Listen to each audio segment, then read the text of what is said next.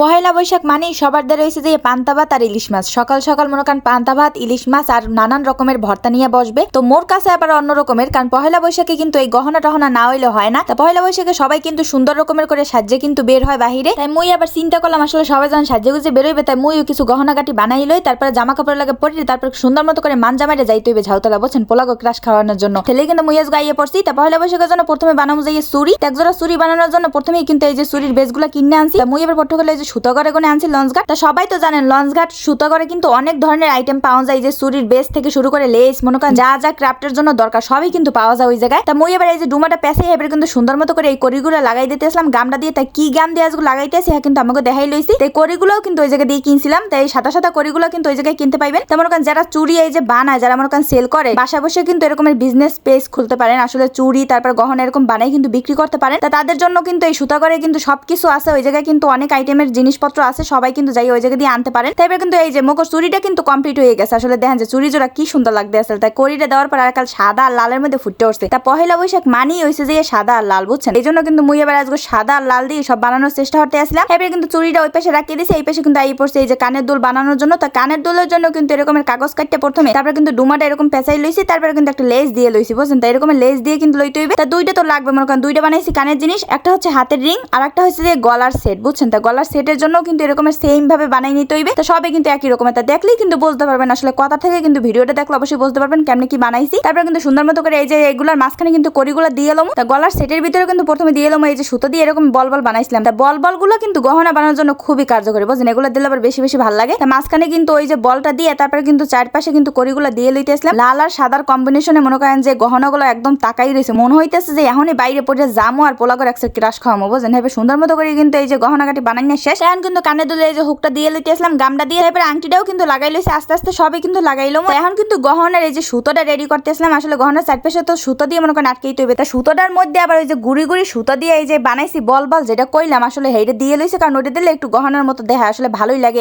বলগুলোও কিন্তু সাদা আর লালের মধ্যে করার চেষ্টা করছে। আসলে অনেকে চাইলে শুধু লালও দিতে পারেন, তা সাদা আর লালটা দিলে একটু ফোটে, বুঝছেন। তা পহেলা বৈশাখ সবই তো সাদা আর লাল দিতে হইবে। এগুলো কিন্তু মুই মাথা চিন্তা করে হাইপের কিন্তু এগুলো বানাইছি। তাই এখন দেখেন গলার নেকলেসটা হয়ে গেছে, কানের দুল হয়ে গেছে, হাতের রিং হয়ে গেছে। তা সবই কিন্তু কমপ্লিট। এখন কমপ্লিট আর বাকি আছে যে জামা কাপড়টা। জামা কাপড়টার ভিডিওটা আবার পরবর্তী দেখাই দিম। আর চুরি জোড়াও দেখাই লইছি। আসলে সবই কিন্তু কমপ্লিট হয়ে গেছে। এক জোড়া চুরি হয়ে গেছে, এক জোড়া কানের দুল হয়ে গেছে, একটা হাতের রিং হয়ে গেছে, আর একটা গলার নেকলেস হয়ে গেছে। তা দেখেন কি সুন্দর টুকরো কাপড় দিয়া সামান্য কয়টা কড়ি দিয়া কি সুন্দর একটা ডিজাইনের এই যে এরকমের বৈশাখের জন্য একটা সেট বানাই লাইছে আসলে। তো এরকমের সেট যদি বানাইতে চান অবশ্যই কিন্তু টিউটোরিয়ালটা ফলো করতে হইবে, আর পেজটাও কিন্তু ফলো করতে হইবে, আর ভিডিওটা কিন্তু অবশ্যই শেয়ার করে দিতে হইবে। আর পরবর্তীতে কিন্তু ড্রেস বানাই নিয়ে দেখাই দিম আসলে পহেলা বৈশাখের জন্য কিভাবে কি বানাইছি জামা কাপড়গুলো, এগুলোও কিন্তু দেখাই দিম। আস্তে আস্তে সব ভিডিও আইবে। আর এই গহনাগুলো এখন পরে দেখামো না, আসলে যখন পহেলা বৈশাখের দিন বের হমো তখন কিন্তু ওই ড্রেসের সাথে এগুলো পরে দেখামো। এখন পরলে একাল বেমানান লাগবে, বুঝছেন। যেই জিনিস সেই দিনই কিন্তু ভালো লাগে। এই জন্য কিন্তু এগুলো পহেলা বৈশাখের দিন পরে আপনাদেরকে দেখাবো। আর সবাই বেশি বেশি করে ওয়াও ওয়াও করে কমেন্ট করবেন, কেমন লাগবে অবশ্যই কিন্তু এই দিন দেখতে পারবেন। আজকে মোর গহনাগুলো কেমন হয়েছে অবশ্যই কিন্তু কমেন্ট করতে ভুলবেন না। নিজে মনে করেন মনে যায় আইছে হেই কিন্তু বানাই লইছি, আসলে কেমন লাগছে অবশ্যই কিন্তু কমেন্টটা করবেন। আর পরবর্তী ভিডিও দেখার জন্য সবাই অপেক্ষা করতে থাকেন, কারণ পরবর্তীতে অনেক ধামাকা আসতে চলছে। তো সবাই ভালো থাকেন, সুস্থ থাকেন, আল্লাহ হাফেজ, আসসালামু আলাইকুম।